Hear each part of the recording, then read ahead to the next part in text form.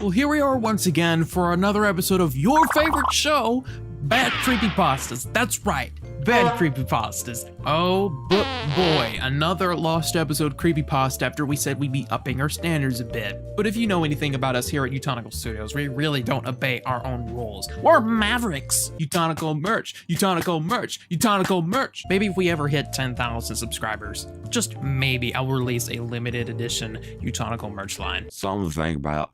So enough fooling around. What are we looking at this episode of Bad Creepypastas? You like it when I do that, huh? Magic. Power of Donald Trump hands that can raise the roof. Today we're looking at a lost episode from the Super Mario World cartoon series from Dick Entertainment. I know it's Deke, but I like saying Dick more. Dick! Because it's ha-ha funny. XD. DDDDD. Anyway, grab some drinks, grab some snacks, and sit back and enjoy.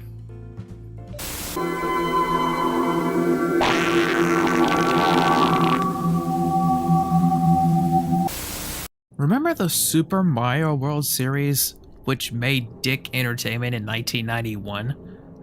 Well, I speak of an episode that never passed. This would be episode 14, after episode 13, Mama Luigi! Dick made 14 episodes that aired, but the series was cancelled over a lost episode that never was released due to its violent content and black humor. Well, I worked on that series. My job was to watch episodes of Super Mario World. The episode was screened with 7 people I worked with, some Dick executives, 3 children, 8 people I did not know, and me. We saw Mama Luigi, the episode where Luigi tells Yoshi a story about how he found him and rescued the princess. Episode 14 started. The episode began with the Super Mario World music, as always, but the quality of animation was bad, like a movie made in the 1970s, and the title screen was made by hand. The title of the episode was The Big Suicide, and the letters below the title said, Written by Lucifer. The cheerful music was playing as always, but something was wrong. The music was playing in reverse! Luigi was running around, behaving like an idiot, while an annoying Mario walked behind him. But the voices were those of the original actors, so we kept watching. Luigi stopped, and Mario hit him in the face, Ren and Stimpy style. The princess and Yoshi were walking elsewhere for about 10 seconds until Koopa appears and captures the princess. Yoshi goes and tells Mario about what happened to the princess, but Yoshi was speaking Russian, so nobody could understand what Yoshi said. After that, the screen went black for a minute. When it returned, Mario and Luigi were in the castle and Koopa had photorealistic eyes. He began to laugh diabolically for 2 minutes. I almost accidentally read that as diabetically. I'm just expecting the worst. Anyway, he began to laugh diabolically for 2 minutes and we heard an evil laugh so realistic that we were impressed. As if the laughing really were that Koopa. Koopa dropped the princess in lava, and Princess screamed in agony. Mario and Luigi were shocked to see that, while Yoshi became hysterical. While the audio was silent, Yoshi rushed forward and began to eat Koopa, but the video quality became fuzzy. After, Yoshi had blood dripping from his teeth, from his chompers. The scene changes to Mario's house. Luigi was crying with his face in his hands, but he only made a loud buzzing noise. The camera zoomed into Luigi's face over the course of 2 minutes while the buzzing became louder, as if Luigi was screaming. The children in the room were running around, probably because they were bored. They began shitting their diapers and spitting on each other. No. Anyway, the children in the room were running around, the test viewers who were there were panicking, and the Deke executives were nothing but frightened.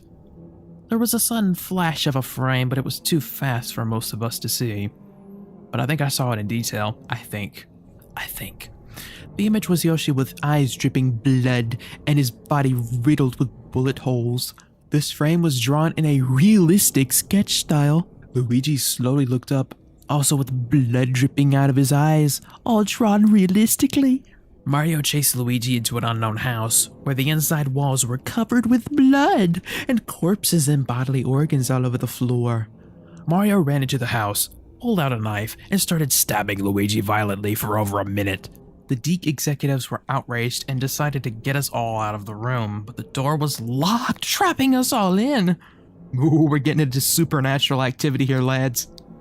The next scene was the image of Luigi hung on a rope, but his eyes had disappeared, blood dribbling from his dribbling from his mouth.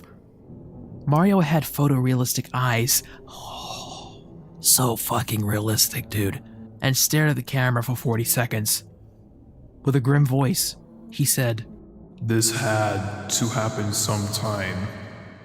Mario pulled out a gun and killed himself.